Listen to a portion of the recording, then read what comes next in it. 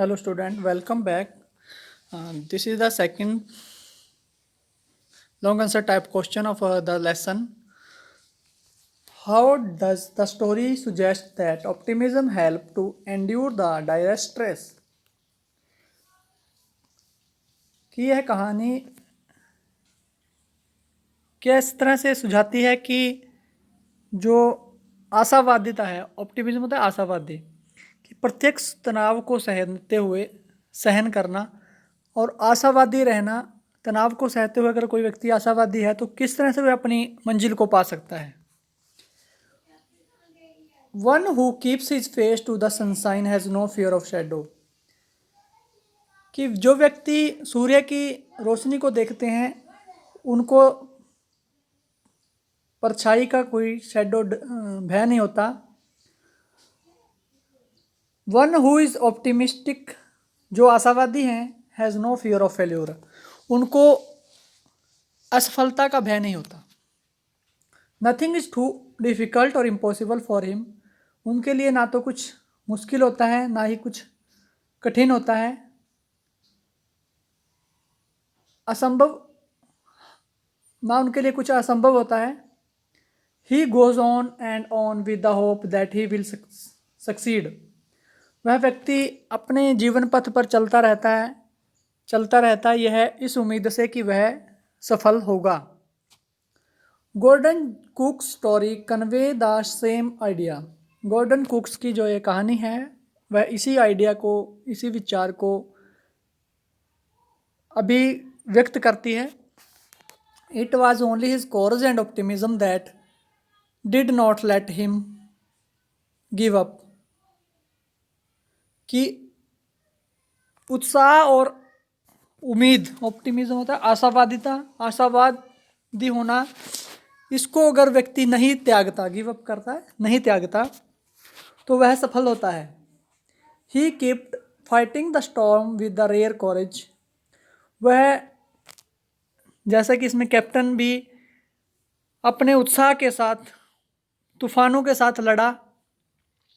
He never give up his hope of success, तो लेखक ने, जो कैप्टन है, उसने कभी भी यह उम्मीद नहीं छोड़ी कि, और अपनी जो सफल होने की एक उम्मीद बनाए रखी मन के अंदर कि हम सफल होंगे।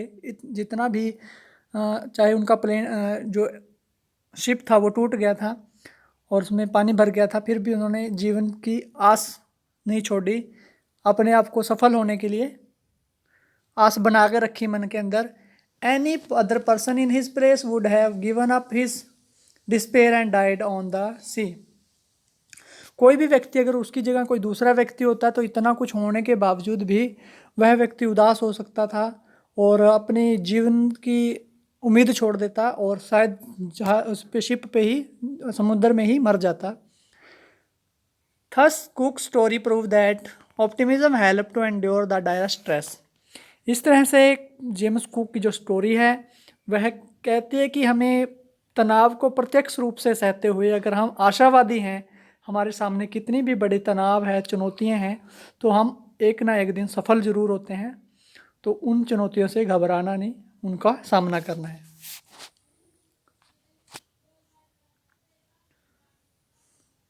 You will write and learn this question. This is the most important question of the. These are the most important question of the lesson. Now I will told you the short answer type question.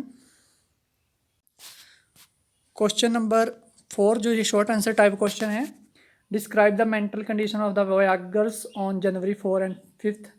ये हमने last class में भी किया था। ये last class में हमने long answer type question किया था, ये शॉर्ट आंसर टाइप क्वेश्चन है। इसमें हम शॉर्टकट में थोड़ा इसको शॉर्ट करके लिखेंगे। On January 4 the voyager were able to pump out most of the water that had flooded in. जनवरी 4 को उन यात्रियों ने जो पानी शिप के अंदर आ गया था, बहुत सारा पानी निकाल दिया था। But in the evening strong wind began to blow. शाम को तेज हवाएं चलनी शुरू हो गई। बाय डान, और संध्या होते समय द सिचुएशन बिकेम हॉरिबल, और संध्या के समय जो सिचुएशन था, मौसम था बहुत ज़्यादा ख़राब हो गया था। But none of the worker was at all afraid, परंतु जो यात्री थे वो उस भयानक सिचुएशन में भी डरे नहीं थे। The writer determined to fight the scene every way. तो जो लेखक था वह निश्चित था कि समुद्र के साथ किसी भी, चाहे कोई भी हालात हों, उनके साथ हमने लड़ना है और अपने जीवन को बचाना है।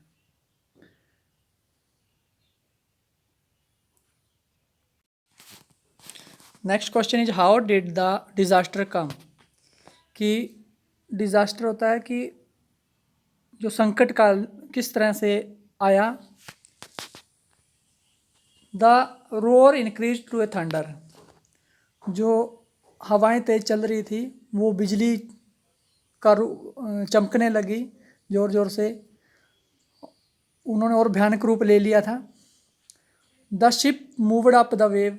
और जो लहरों के ऊपर जो शिप था, वो समुद्री जहाज जो था वो लहरों के ऊपर हिलने लगा। ए terrible explosion shook the deck. और एक बड़ा सा वहाँ पर एक्सप्लोजन हुआ, विस्फोट हुआ, जिसने जहाज़ को, डेक को हिला दिया। A torrent of water came over the ship. और एक बड़ी सी लहर पानी में से उठी और वह शिप के ऊपर से ऊपर गिरी। The authors had smashed. और लेखक का इनटू द व्हील, लेखक जिस व्हील को पकड़ के चला रहा था, तो स्टेयरिंग व्हील को, तो उससे लेखक का सिर उसके साथ टकरा गया। He was throne overboard. वह है ओवरबोर्ड के ऊपर से जाकर दूसरी तरफ गिरा। How was the ship affected.